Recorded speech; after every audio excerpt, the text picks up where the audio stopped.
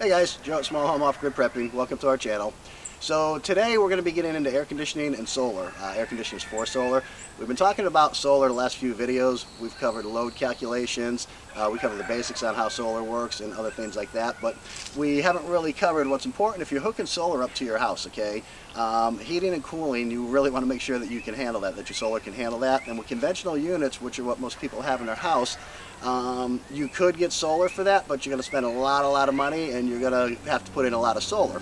These inverter units over here are made for solar, okay? And I'm going to explain why. I'm going to explain what happens with these, why they're so much different. I do have an older unit here that I have set up. I've connected electric to it, so we'll show you guys how the older conventional units work as well. But what happens is this unit here, okay, this is an inverter unit. Let me get a little closer for you guys here. Alright, so yeah, this is an inverter unit, okay? It looks, not much different than a regular unit, except it's not quite square as a regular unit here. These have been called mini splits over the years, but there's a lot of big differences to this unit here. This unit here is what's called an inverter unit, okay? Because of that, it is so much more efficient than other units. It takes so much less electric than another unit does, the conventional ones. The reason being for that, okay, is couple things. All right, one, this unit actually never shuts off. Okay, you've heard me talk on the other videos about start mode. That's where a lot of the electric is pulled, on start mode. And conventional unit, what it will do when it reaches a desired temperature in your house set by your thermostat, it's going to basically turn off the unit. That's it. Compressor turns off, everything turns off. So when it needs to come back on again, then it goes into start mode, it starts back up, and you pull a huge amount of electricity. And I'll show you that in the other unit in a minute. I did connect it to electric for you guys here. But again, I'm going to show you a couple things on this here and explain it to you. This here, the compressor actually never shuts off. When the room reaches the desired temperature, they use microcontrollers to sense ambient temperature inside the house. I'm not going to really get into that. If you guys do want me to do more videos on air conditioning, just comment down below and I will get more into detail about air conditioners for you. But here, like I said, we're really just talking about solar and the air conditioner, why this is such a good unit for solar, okay? This unit does have a startup mode, and I'll show you guys here in a second, but if you watch the last video, you did see when we had this thing in startup mode. I think it really went up to 2.9 because the compressor doesn't actually kick on. The compressor slowly speeds up when it goes into start mode here. The other ones, it will kick on and off. Okay, so what this one does, this particular unit, it first of all will convert 240 volts down to 24 volts is what this runs on. It takes way less electric that the inverter does need to begin with, but then it reduces that down to 24 volts. Okay, and then on top of that, when your house reaches its desired temperature, it never actually turns off. Okay, the compressor will run just a little bit at a very slow speed. It keeps the evaporator cool, because that's another thing that happens when your unit turns on and it's off. Okay, and your house reaches the temperature where it wants it to turn on. Now your compressor goes into start mode, but you have to pump the freon through the evaporator, and it takes time for the evaporator to cool off. Okay, and all this takes energy. This particular unit does not do this. The evaporator on this unit will always stay cool. Usually cooler than the temperature inside of the house. Okay, so when this unit does kick on, when it becomes hotter in the house and it wants the unit to kick on, what this unit is going to do is it's going to slowly speed up. It's not going to actually kick in, and I'll show you guys here. We'll plug this in a second, and I'll show you guys what the start mode does. We got power reconnected to the unit. If you guys remember, we've talked about time delays on the previous videos. These units do have it's called a built-in 5-minute time delay. They're usually 5 to 7 minutes. What happens, which we deal with a lot here in Florida, when these things are running, they're running on high pressure. I mean, again, if you want me to do more videos on air conditioner, I will get a little more into detail. I try to keep these things uncomplicated. So the pressure, one side goes high, the other side goes low. So what they actually do is it gives it 5 minutes to equalize. But I usually just say, the pressure comes back down to normal, then it starts on the normal conditions to keep it less complicated. But that's what happens. When this unit is running, and the power goes off and back on, okay, one side the pressure is super high, the other side it's lower, then the unit tries to start back up with that high pressure in it, and the unequalized pressure basically. And it does what's called short cycling. It's very damaging to a compressor. So what this does is it shuts the unit down for 5 minutes, will allow the high side to come back down, the low side to come back up, and they actually equalize. And then the unit will kick in after 5 minutes. So let's just give this a minute and you guys will see what it does. So what you're actually seeing now, which is 0.29, that actually is the blower inside of the house. The blower is not on the time delay. So the blower actually right now is continuing to run, and it's pulling 2.9 amps, or sorry, 0.29. So right, a little more than 1/4 of an amp. Okay, so you guys hear this coming out of time delay.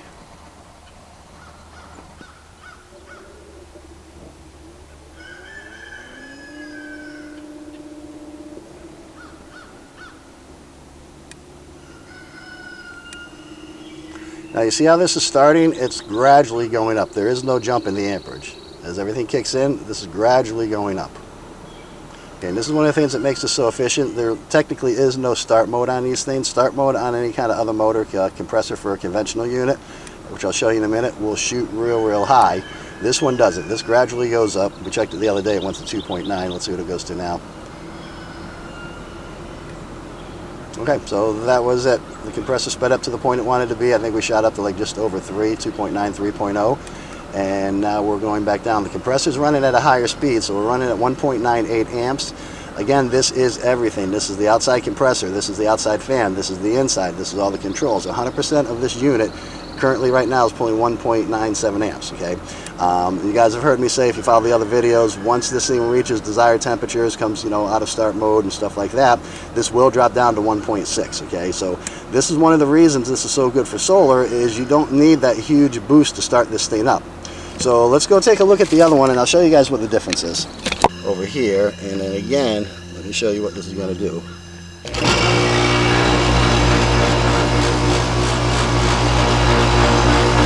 Okay, so this is running, you see this is pulling 3.1 amps, right? That is not accurate, okay? This unit, as you see down on the bottom here, this is not connected.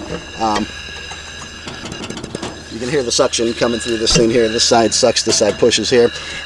This is not connected, okay? So the amperage I just showed you, you guys can actually multiply that by 4 because there is no Freon on this, there is no load on this. So all the numbers that you just saw here, you can multiply them by 4. This is running at just over 3 amps somewhere.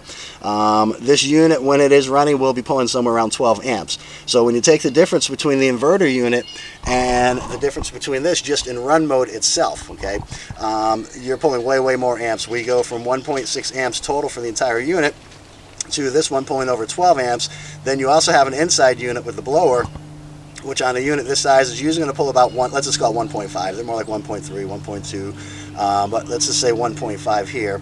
And these units also use what's called capacitors, okay? And if you look at this here, this is a capacitor, and if you look at this part of the capacitor right here where it says 440 AC, this is a 440 capacitor, okay? This capacitor will actually take 240 volts, it amplifies it into 440 volts. That is because the compressor needs that for startup. This is an actual booster, for your compressor to give it the extra amperage that it needs, all right? So that is a couple of the differences here. Before I go on, though, I connected this unit here, and I did a couple things. Let's see if you guys can see what I did. There is 3 major code violations, okay? If I was connecting this unit into a customer's house, obviously the wire just kind of sticking out like this here, yeah, that's not one that I'm talking about. But there is 3 code violations here. Let me show you what we did in the panel up over here, okay? If you guys can see what these code violations are, comment down below and let me know what you guys see here. Like I said, there is 3 major code violations that are going on right here in this particular unit. So like I said, this unit here, okay, a conventional unit, is going to pull way more on startup, which means you need way more solar to supply that, okay? I can get by with a very small split phase inverter on my other unit. With this one, I would need a quite large inverter, because I will show you here. All right, this is not for that unit, this is a different one here, but I'll point a few things out to you guys, and I'll also teach you a trick. If you're in the AC business, you're an apprentice, or is this something you don't know? If you're in the AC business, you probably know this. If you're an apprentice, you might not have learned, but you see a compressor over here, RLA 16.8 amps, okay? So run load amps, this would be pulling, like I said, in reality, once you come out of start mode, a particular unit like that would be pulling about 12 or 13 amps. This is a very comparable unit size-wise and everything. Again, this plate is not for that unit, but it's, kind of tells you the same thing. LRA, locked rotor amps, we won't get into that. Again, if you guys want me to do more on AC and explain to you how AC works and even get into what you should be doing to maintain your units and all that, then just comment down below and let me know.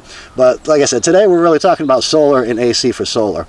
So these particular units here, you could get, you could set solar up for this, but you're going to spend a lot more money and have to go with a lot more solar, but then at the same time, you will drain your solar a lot faster as well. So if you want to basically put solar in, the inverter units are the way to go to run off of solar, because they have a very, very low startup. They use microcontrollers to sense the actual humidity inside of the house and the heat. This particular unit here, okay, and the one I just showed you, the conventional unit, what these do, okay, these have what's called a runtime. So this unit here, when it's hot in your house, will run to take the heat out. But now keep in mind, okay, air conditioners do not blow cold air in the house. A lot of people think they do, but they don't. What they do is they remove the heat and the humidity through the process of refrigeration, okay? And where you have that filter in your house, that's called a return, that big grill that has a filter in it, that is a giant vacuum, okay? And that sucks all the air out of your house. As the air runs through the evaporator through the process of, again, refrigeration, both the heat and humidity are removed. The heat is absorbed into the Freon, and it is brought to the outside unit here. This part is called a condenser coil, right along over here. Better side from over here. Yeah, see this back part here? This is called a condenser coil. You see it has little fins, just like the radiator on your car. Does the same thing, okay? So the Freon is pumped through this line here. The heat's been absorbed in the Freon. It's pumped into this line, through this line over here, goes in this coil, and then we have the fan that comes on and sucks fresh air in to dissipate the heat. And right now, you guys can't see it, but I feel warm air coming out. That is the heat that's been removed from my house, okay? So, like I said, that's what it does. Now the humidity is pretty simple, okay? Humidity, just like if you take a glass of ice water and set it on your patio, it's going to condensate and it's going to drip. Well, that's how the humidity works. As the humidity runs through the cold evaporator, it turns from a gas back into a liquid, and that's why you guys have a drain line outside that drips the water. Which that's what this is right here, okay? This is the drain line that drips the water, and if I take my trap off here, you see the water coming out. Well, that is the humidity that was inside of my house, okay? And that humidity has been removed. So that's kind of, like I said, a basics on how AC works. The thing is, like I said, these units here pull very, very, very low amperage all the way around. They pull low amperage on startup. They pull low amperage on run mode. They never actually turn off. The compressor will run continuously and the blower runs continuously. I don't even really notice it in my house, these things running whatsoever. It's so quiet, which is another good advantage to these things. You can hear this unit. We're standing right next to it. All we really hear is a fan blowing air, right? And come over on this side here,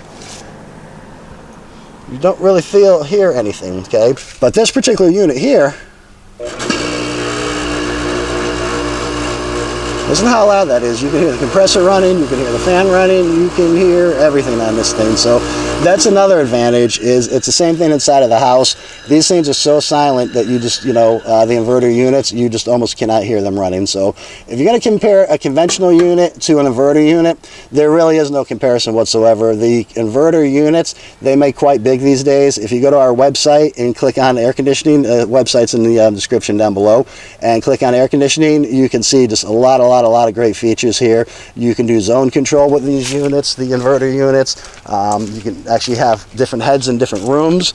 You see here on my unit, when we put my unit in, this actually is ducted. It's identical in a house. You see the ducts up here, you see the return. There's an air handler that goes in the attic. So these are the wave of the future. The first one actually was invented in 1980, so they they've been around for a while, but they're just becoming more and more popular. But like I said, the efficiency on this thing here, when it's running, when it starts up, doesn't matter, pulls the equivalent of about 4 light bulbs, 400 watt light bulbs. That's it.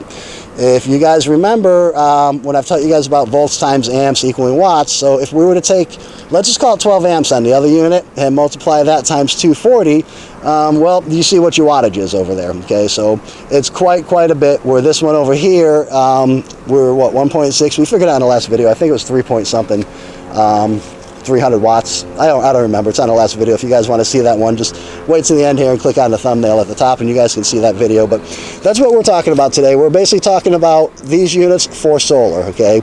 Again, if you guys want me to get into more about air conditioning and teaching you more about it, then just comment down below, let me know, and I can do some videos on this and get more into it. But again, the reason these things here are great for solar is they just take so little electric on startup. They take so little electric to run. They're just really great units. So again, guys, comment on the code violations. If you guys see what the 3 major code violations are, comment down below. I'd be curious to see, and I will answer that in the comments once you guys, couple people point out to me what they did see there. So anyways, guys, you want to see more on AC, then again, comment, let me know. If you guys like what you see here, go ahead and like it, subscribe, hit the notification buttons. We do have a lot more videos coming out on different things, especially solar. So like I said, just let us know. All right, guys, have a great day.